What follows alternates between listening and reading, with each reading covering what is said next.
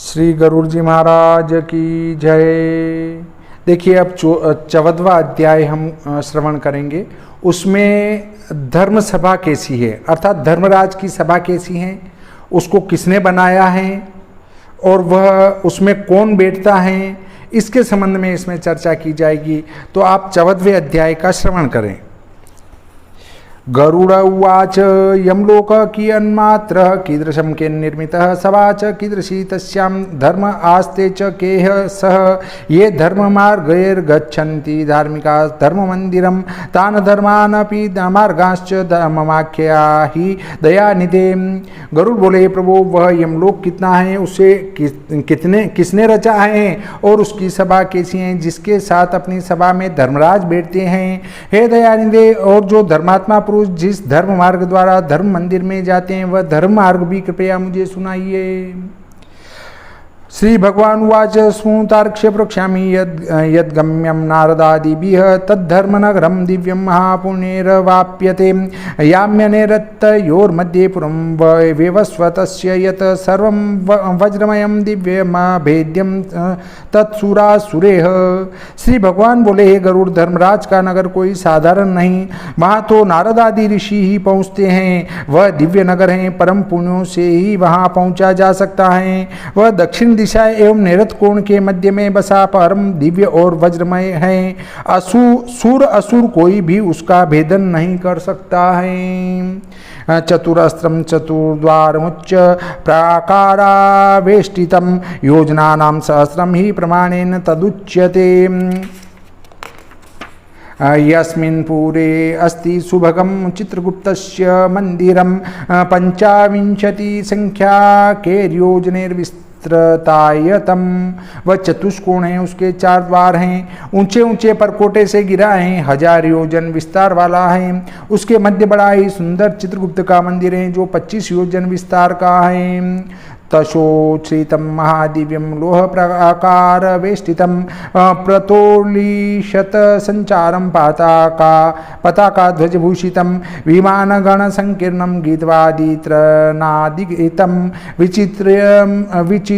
चित्रितं चित्रकुशलैर्निर्मितं देवशिल्पिभिः। वह महादिव्य मंदिर लोहे के परकोटों से गिरा और सैकड़ों प्रतोलियों के संचार वाला ध्वजा पताकाओं से शोभायमान 250 योजन ऊंचा चला गया है, जिसका निर्माण देवताओं के शिल्पियों ने किया है। चतुर चित्रकारों ने उसमें नाना प्रकार के चित्र खींचे हैं, विमानों के समूह जिसके ऊपर उड़ते दिखाई देते हैं, जहां सर्वदा मंगलाचार सुनाई देता है। तद उद्यानोपवने रम्यं नानाविहगकुजितं गन्धर्वोऽप्सरोभिश्च समन्तात् परिवारितं तत्सभायां चित्रगुप्त स्वसने परमादभे संस्थितो गणयेद्दायुर्मानुषाणां यथा तथम। उसमें भली भांति लगाए गए उद्यान आदि बगीचों में नाना प्रकार के पक्षी सर्वदा कुंजन करते हैं। उस मंदिर में गंधर्व एवं अप्सरा गुणगान में तत्पर रहते हैं। वह चित्रगुप्त धर्मसभा में जाकर अपने परम अद्भुत आसन पर विराजमान होकर मनुष्यों की आयु की यथार्थ गणना करते हैं। न मुह्यति कथंचित् सुकृते दुष्कृतेऽपि वा यद्येनोपार्जितं कर्म शुभं वा यदि वा शुभं तत्सर्वं भुञ्जते चित्रगुप्तस्य शासनात् चित्रगुप्तलयात् प्राच्यां ज्वरस्यास्ति महाग्रहम्।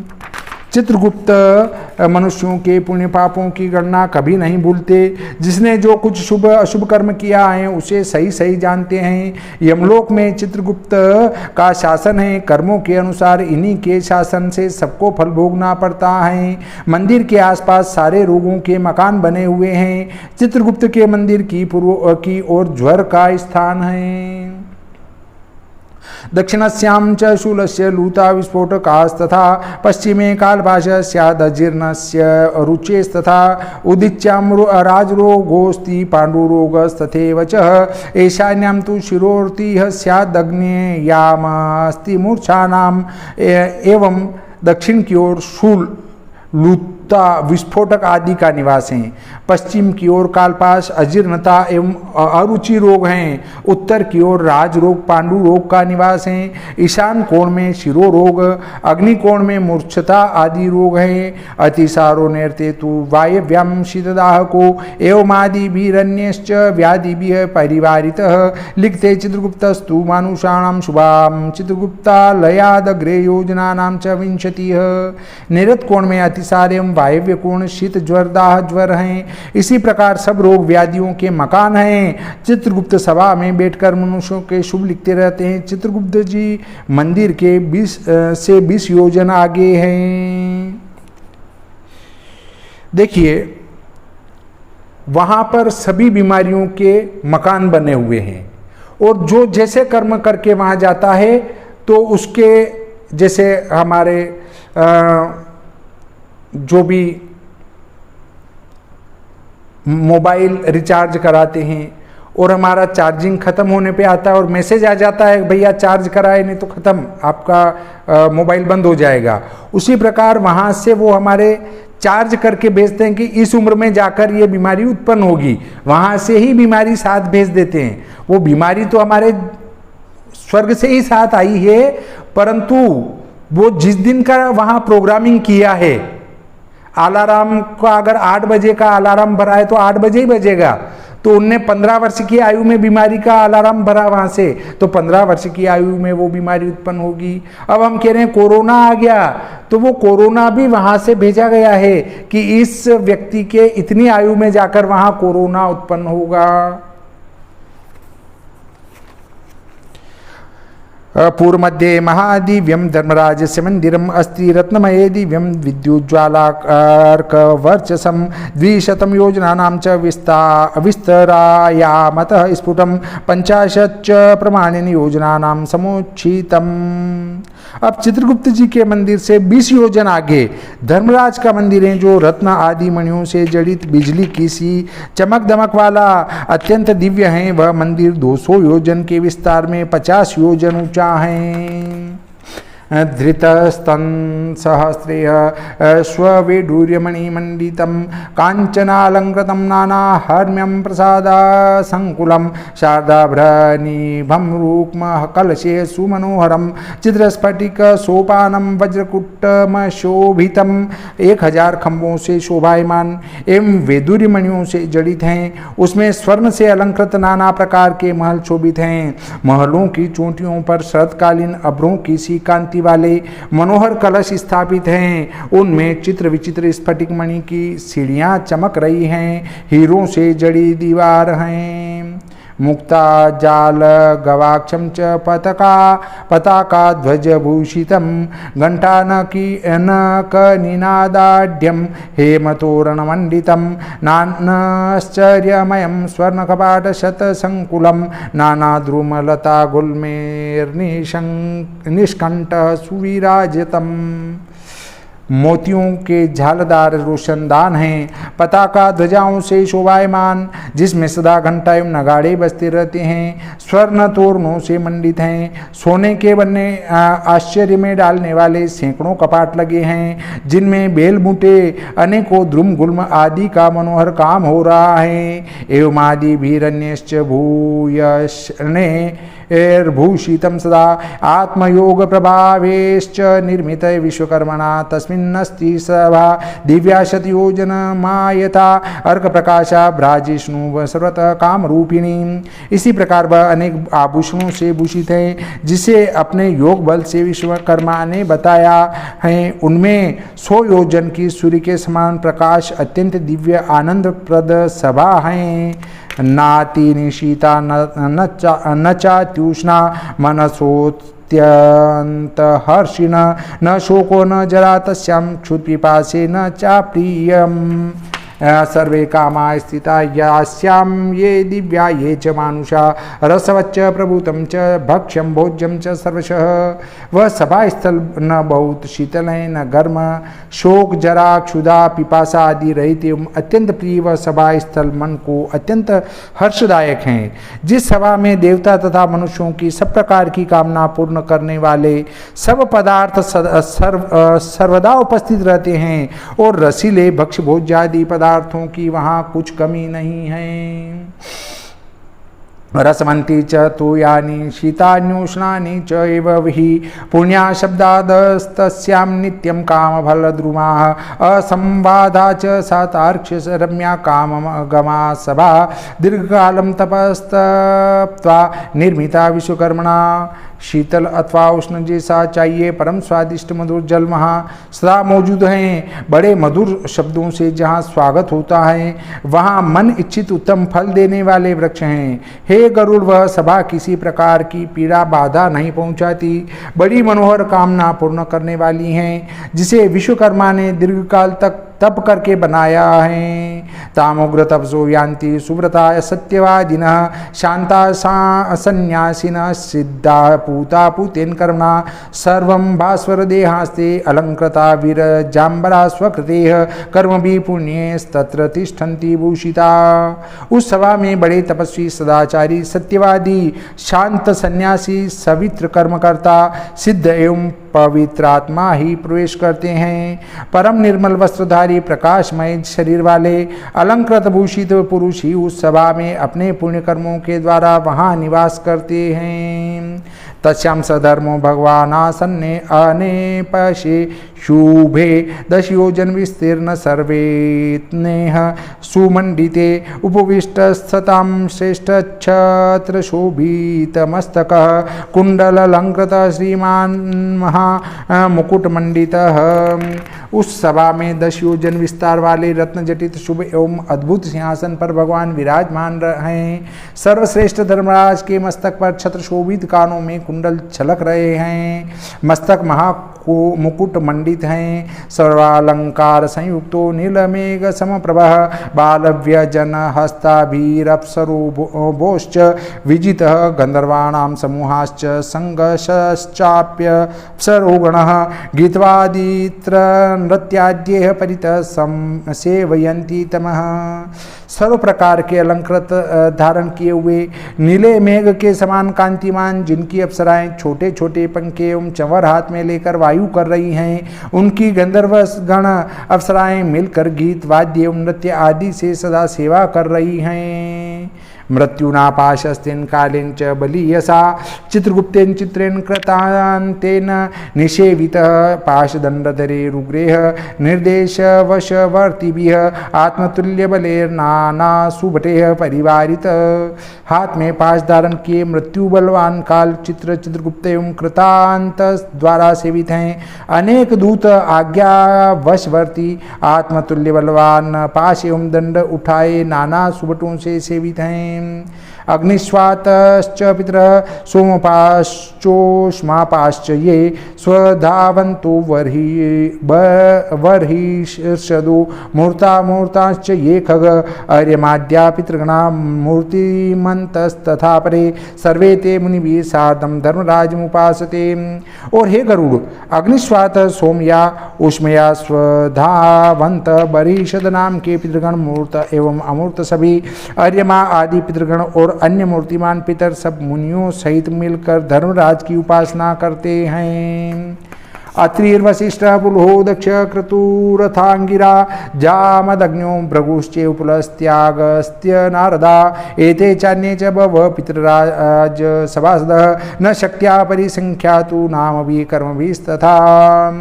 अत्रि वशिष्ठ पुल दक्ष क्रतु अंगिरा जामदग्नि परशुराम भृगु पुलस्त्य अगस्त नारद ऋषि और धर्मराज की सभा के अनेक सभासद हैं, जिनके नाम एवं कर्मों द्वारा संख्या नहीं बताई जा सकती।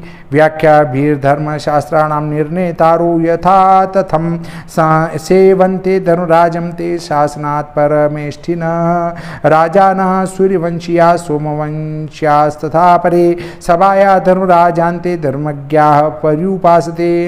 सब धर्मशास्त्रों की व्याख्या द्वारा अपना निर्णय सुनाने वाले धर्मशास्त्री धर्मराज की सेवा करते हैं। सूर्यवंशी चंद्रवंशी आदि सभी धर्मात्मा राजा धर्मराज के समीप बैठकर उपासना कर रहे हैं। मनार्दिलीपो मानदाता सगरस्य भगीरथः अम्बरीशो अनरण्यश्च मुकुन्दो निमिह पृथुः यातिर्नहुष पूद्रदूर्यन्तश्च शिवीर्नलः भरतः शान्तनु सहस्रार्जुन एव च। मनु दिलीप मानदाता सगर भगीरथ अम्बरीश अनरण्य मुकुंद पृथु ययाति नहुष पुष्पदंत शिवी भरत शान्तनु पांडु सहस्रार्जुन इत्यादि एते राजर्षय पुण्या कीर्तिमन्तो बहुश्रुता इष्टाश्वमेधैर्बहुभिर्जाता धर्मसभासदः सभायां धर्मराजस्य धर्म एव प्रवर्तते न तत्र पक्षपातोऽस्ति नानृतं च न च मत्सरः। महान पुण्यात्मा कीर्तिमान बहुश्रुत राजर्षियों ने बहुत से अश्वमेध यज्ञ करके धर्मराज की सभा में सभासद की पदवी प्राप्त की है। धर्मराज की सभा में धर्म साम्राज्य है, वहाँ किसी का पक्षपात नहीं, झूठ एवं मत्सरता वहाँ नहीं है। सभ्या सर्वे शास्त्रविदः सर्वे धर्मपरायणा तस्यां सभायां सततं वेवस्वतमुपासते। ईदृशी सा सभा तार्क्ष्य धर्मराज महात्मनः न तां पश्यन्ति ये पापा दक्षिणेन पथा गताः। वहाँ के सभासद सब धर्मात्मा एवं शास्त्रवेत्ता हैं। वे सभा में बैठकर निरंतर धर्मराज की सेवा करते हैं। हे गरुड़, ऐसी महात्मा धर्मराज की सभाएं जिसे दक्षिण मार्ग से आने वाले पापी लोग यमपुरी जाकर नहीं देख सकते हैं। धर्मराजपुरे गन्तु चतुर्मार्गा भवन्ति च पापिनां गमने पूर्वः च स च ते परिकीर्तितः पूर्वादिभिः स्त्रीभिर्मार्गैर्य गता धर्ममन्दिरे ते हि सुकृतिनः पुण्यस्तस्या गच्छन्ति तान् शृणु। क्योंकि धर्मराज के नगर में जाने के 4 मार्ग हैं। पापियों के मार्ग के विषय में पहले कहा जा चुका है। शेष 3 मार्ग जो पूर्व आदि दिशाओं में हैं, जिनसे पुण्यात्मा पुरुष ही धर्म मंदिर में जाते हैं। हे गरुड़, उन्हें भी सुनो। मतलब धर्मराज महाराज और यमराज महाराज दोनों एक ही हैं, परंतु दक्षिण के रास्ते से जो उस धर्मराजपुरी में जाते हैं उनको वे अपना भयंकर रूप यमराज का रूप दिखाते हैं, और जो पूर्व उत्तर और पश्चिम के मार्ग से जो उस पुरी में जाते हैं उनको वे ही धर्मराज के रूप में दर्शन देते हैं। दक्षिण के मार्ग वालों के लिए वो यमराज हैं और बाकी 3 मार्गों से जाने वालों के लिए वो धर्मराज दिखाई देते हैं।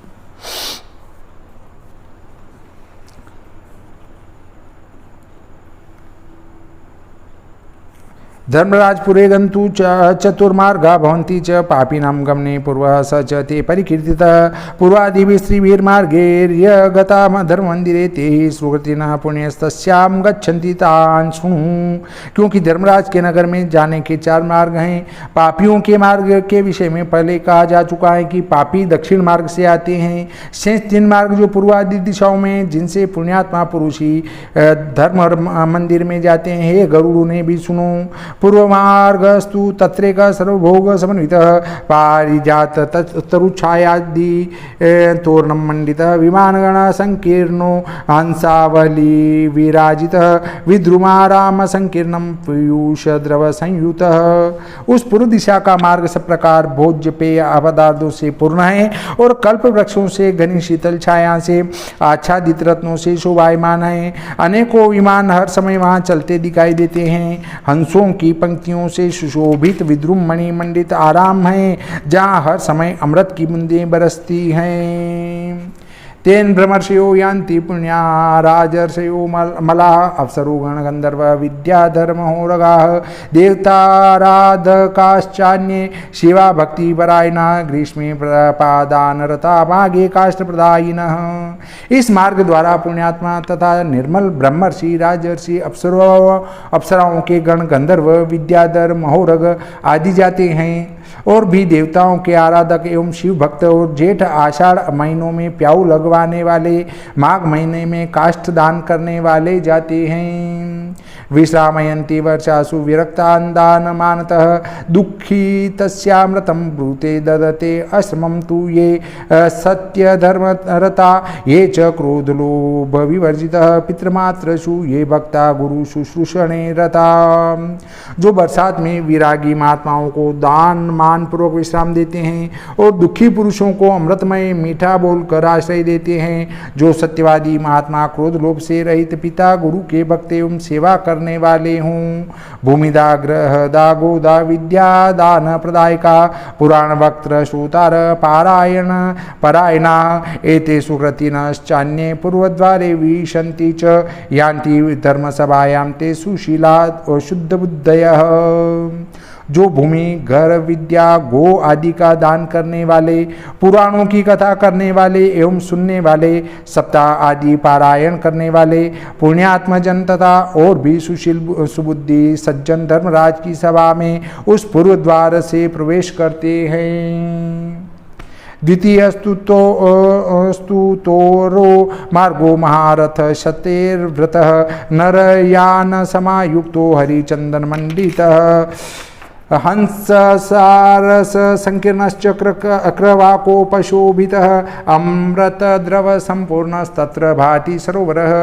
दूसरा मार्ग उत्तर की ओर है। इस मार्ग में बड़े सुसज्जित रथ पालकियां सदा उपस्थित रहती हैं, हरे हरे चंदन वृक्षों से शोभित हैं, उसमें अमृत बिंदुओं से परिपूर्ण एक तालाब है, वहाँ हंस सारस चक्रवाक आदि पक्षी किलोले करते हैं। अनेन वेदिका यान्ति तथाभ्यागत पूजका दुर्गा भावेन वोश्च ये भक्तास्तीर्थम स्नाताश्च पर्वसु ये मृता धर्म संग्रामे अनशनेन मृताश्च ये वाराणस्यां गोग्रहे चैव तीर्थतो ये मृता विदेह।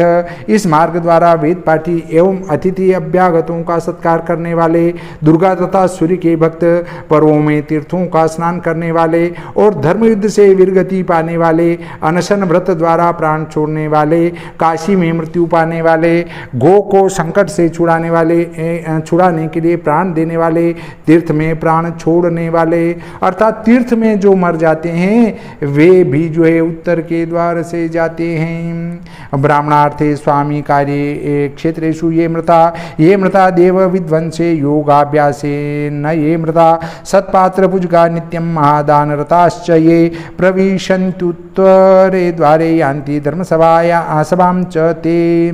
ब्राह्मणों और स्वामी के कार्य में तीर्थ क्षेत्र पर जिनकी मृत्यु होती है तथा देव मूर्ति की रक्षा करने में तथा योगाभ्यास के द्वारा जिनकी मृत्यु हो जाती है और जो श्रेष्ठ पात्र पूजा करते हैं और उनके प्रति नित्य दान करने में परायण रहते हैं, ऐसे पुरुष उत्तर द्वार से धर्मराज की सभा में प्रवेश करते हैं।